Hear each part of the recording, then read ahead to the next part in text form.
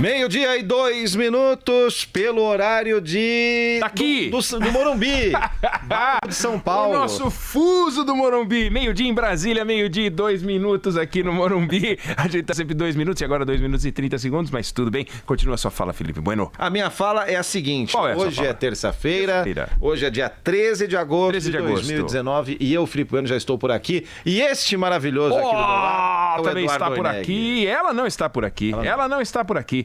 E você sabe que eu tô triste. Eu vou dizer isso pra ela, mas vou dizer na lata. Quando ela chegar, vou olhar no olho, vou falar, você não cumpriu. O toque não me aguento, não veio. Não veio. Vai ver, ela mandou um telegrama. É possível. Telegrama. Um fax. Telegrama. Um telegrama. Então a gente vai ler na imprensa. Porque se ela mandou um telegram, vai vazar. Vai vazar e a gente vai poder ler. Eu sou Eduardo Aineg, fico aqui até as 2 horas da tarde, junto comigo, o representante da dupla mais admirada do rádio brasileiro, ele, Felipe Bueno, que nos dá um... Salve! Salve. E também a ouvinte querida, que fazem a Band News ser a rádio mais admirada do Brasil, dia 20, faltando, portanto, 7 dias, estreia Nova Praça, 26 cidades, 90.7 em Goiânia. Muito nos honra. Muito nos honra. Vem cá!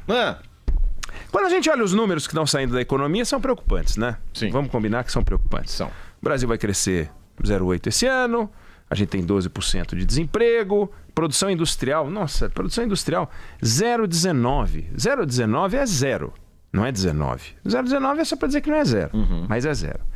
Se a gente for olhar pelos números que nos cercam, o cenário é desanimador. Não é bom. O Brasil está andando de lado. E andar de lado, a gente já viu na Copa do Mundo como é que é, né? Você fica andando de lado e não faz gol. Não precisa fazer gol. Então a gente precisa andar para frente. Se a gente for pensar assim, a gente desanima. Então a gente tem que olhar para esse cenário. Hoje eu queria fazer um convite para a gente olhar para esse cenário e pensar o seguinte: todos os países que deram a volta por cima tinham uma coisa em comum. Eles estavam por baixo. Do contrário, não dariam a volta por cima. Gênio, sensacional. E a gente está por baixo. E a gente tem chance de virar esse jogo. Primeiro, faz tempo que a gente não discute no Brasil os nossos verdadeiros problemas. A gente está vivendo uma grande DR no Brasil. Então a gente está enfrentando as discussões, não estou dizendo que a gente está encontrando a solução para tudo, não. Mas quando você viu os políticos, os empresários, a sociedade, o ouvinte da Band News FM discutindo previdência, reforma... Não é previdência em tese. Não, previdência que está mudando. A vida das pessoas está mudando, gente. Reforma trabalhista que foi aprovada no governo Temer mudou a forma como as pessoas se relacionam profissionalmente. A reforma da Previdência que vai ser aprovada vai mudar a forma como as pessoas vão viver a sua terceira idade, não é? Então mudou o que as pessoas ganham quando produzem e mudou o que ganham na inatividade. Está mudando. Quer transformação maior do que essa? Falta mudar a educação, que é quando elas começam antes de entrar, né, no setor produtivo. Mas vamos falar disso. Então a gente está discutindo previdência, reforma tributária. Aí vem o secretário da Receita e diz que quer uma CPMF que não é CPMF. A sociedade já fala, para com esse troço, vamos pensar em outra coisa, porque esse imposto já não deu certo. Então tem uma maturidade, porque a gente já teve CPMF, a gente sabe como é. Tem coisa que a gente não sabe como é, né? Crescer demais durante muito tempo a gente sabe se a gente for mais velho, mas a gente... Tem que ser bem velho para ter vivido isso e ter aproveitado isso. É difícil, né? Bom, a gente está discutindo reforma tributária, reforma política. Todo dia que entra o professor Schiller aqui, a gente fala sobre algum avanço. Saneamento básico está sendo discutido no Congresso com uma seriedade que nunca foi discutida, né? Isso é bom. A gente tem um ministro, Paulo Guedes, discutindo os problemas certos. Eu tenho muito respeito pela forma como ele faz o diagnóstico. Se ele vai conseguir ou não vai, não sei. Né? Nem ele sabe, seguramente. Mas ele vai no ponto central. Ele ataca de frente. Ele pega... Se ele tivesse... se ele fosse toureiro, ele ia para cima do touro. Não, ele não ia pegar aquela toalhinha, que eu não sei se chama toalhinha. Eu acho que não. Eu acho que não, que é ridículo se chamar toalhinha. É ridículo. Cara, o sujeito aprende, tem enciclopédia de touro, o sujeito estuda para ser aquilo, aí vem um idiota e fala... Aí o toureiro pega aquela toalhinha... Né? Eu vou tentar descobrir. Mas aquele pano vermelho lá, O Paulo Guedes é daquele que ia vestir o pano vermelho e ia pra cima do touro. Bum! Você quer saber o nome? Já descobri. Que nome? Opa! Capote. Capote. Capote.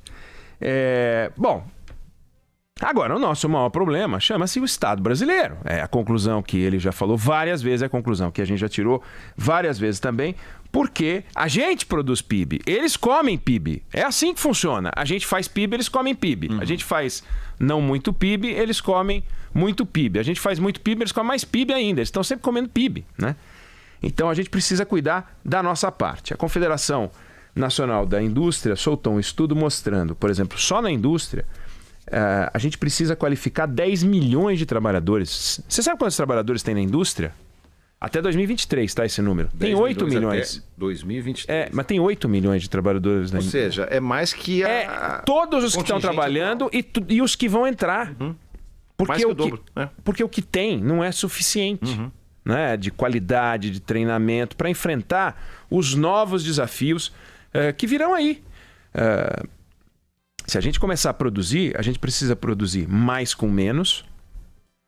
A gente precisa produzir mais em menos tempo. Porque, do contrário, a gente está frito. A gente não vai conseguir acompanhar o mundo.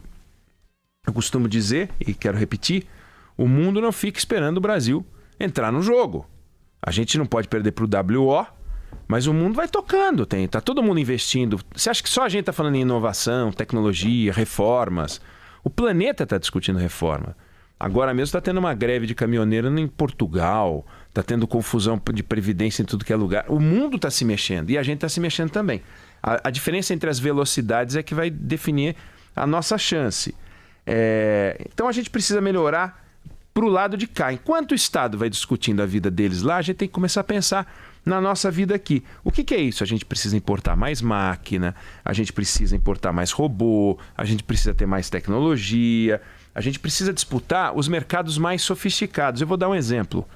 O Brasil produz muito café. Uma saca de café tem 60 quilos, né? O quilo da saca de café é vendido a R$7.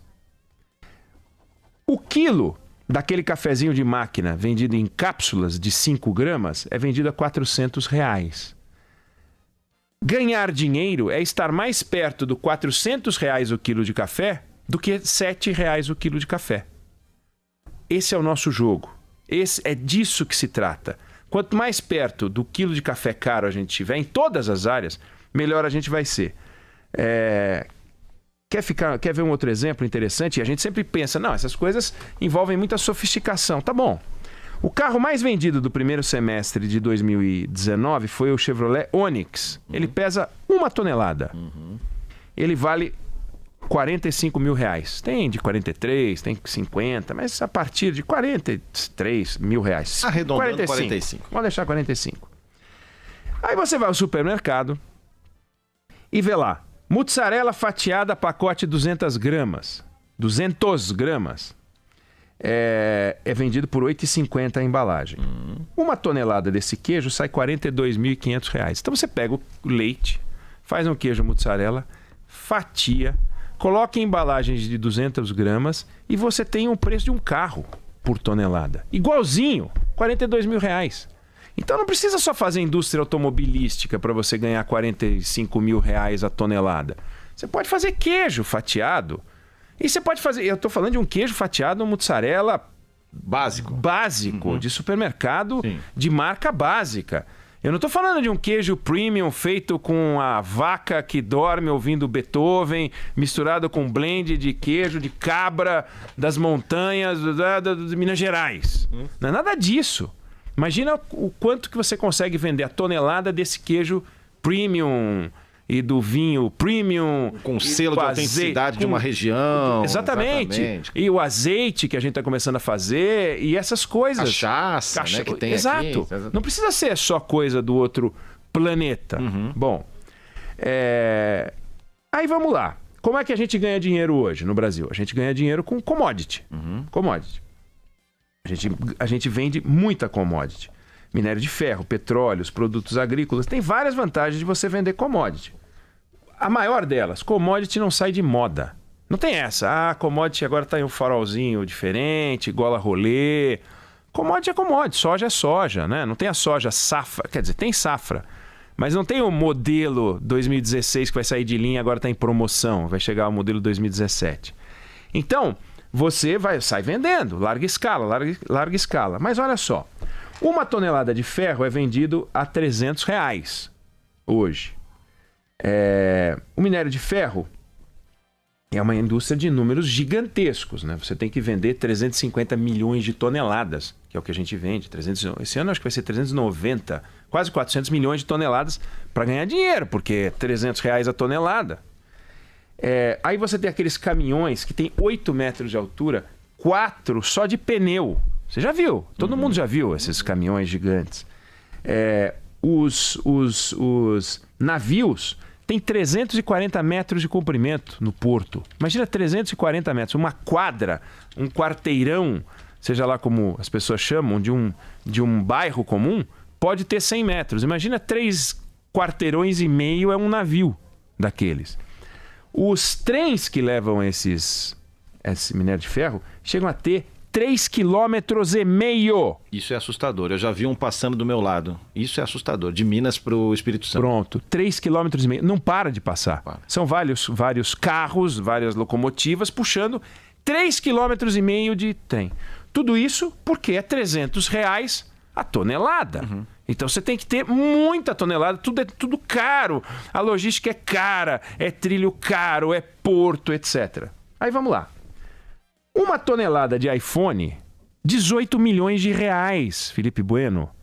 Felipe Bueno. Entendo. O iPhone pesa 194 gramas. Então vá, 200. Ok. 5 por quilo. Então são 5 mil por tonelada a R$3.600. 5 vezes 3, 18. Não tem que fazer uma conta muito difícil, não. 18 milhões de reais. E eu estou falando o preço do iPhone R$3.600 em Nova York, onde a Carla Bigato parece que andou por lá. Parece que vai trazer um para nós. Parece que vai trazer um para nós e tal. E para mim. Todo mundo aqui que ligar... Não,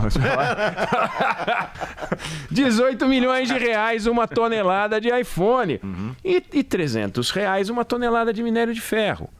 Aí você diz, bom, mas não dá para viver só de fazer iPhone. Claro, mas se a gente conseguir ter produtos que contenham um pouco mais de valor agregado, e nós já fizemos isso, carroceria a gente faz ônibus, a gente tem uma empresa que faz avião, a gente tem várias coisas de alta tecnologia, indústria farmacêutica, tem vários setores que colocam na tonelada, no quilo, nos 100 gramas, valor.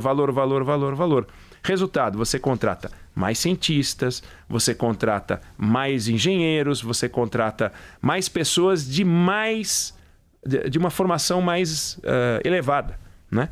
E você vai ter emprego também para todo mundo, porque isso tudo tem transporte, você tem que transportar essas coisas todas. Agora, é claro, você põe num porta-mala de carro um trem de 3 quilômetros e meio. De comprimento, Isso que é uma loucura. Então, a gente alcançou um padrão extraordinário com commodity, tem que aproveitar as commodities. Elas têm uma fragilidade que é mudar de preço. Você pega o barril de petróleo, hoje está $54, esteve a $23 em dezembro de 2000, e esteve a $125 também.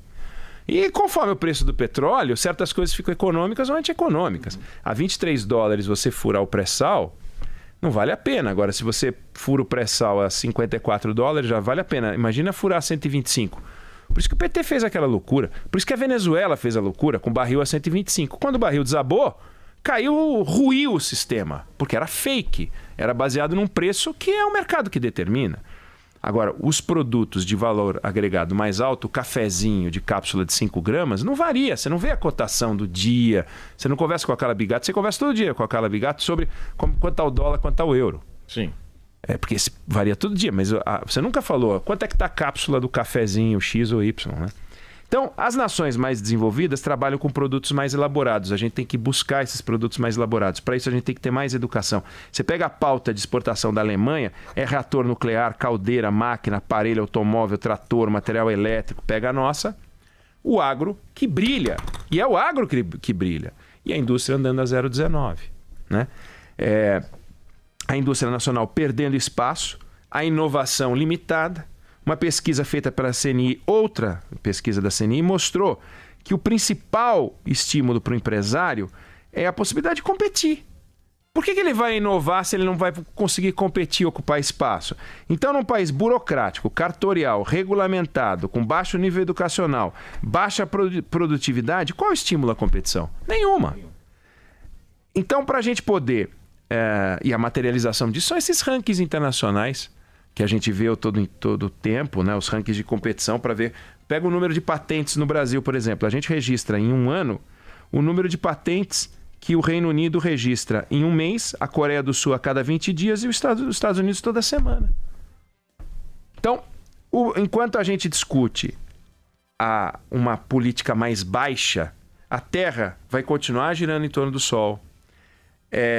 O mundo não vai esperar pelo Brasil. E, por último, uma coisa importante. Tem coisa que a gente vai vender por quilo, por tonelada, por grama, seja lá o que for. Mas tem algo que parte é de matéria-prima que está na terra, parte é matéria-prima que está na nossa cabeça, mas tem algo que a gente tem abundante no Brasil e que a gente tem que parar de produzir, que é ideologia, que está sendo vendida por tonelada. Sabe, quanto vale uma tonelada de ideologia? Não vale nada. Uma tonelada de ideologia de direita, uma tonelada de ideologia de esquerda. A gente tem que pensar as coisas que são certas. Paulo Guedes está pensando as coisas certas. Não é essa de ficar batendo no PT, batendo no PSL, xingando o Jair Bolsonaro, xingando o inimigo do Jair Bolsonaro, xingando o vizinho, Não é isso que vai mudar. O que vai mudar é a gente pegar essa pauta aqui de coisas que a gente conversou, que não são coisas que eu tirei da minha cabeça, não. Tá aí, vai lá, faz a conta, multiplica e vê. Fatiar o queijo fatiado vale um carro, gente.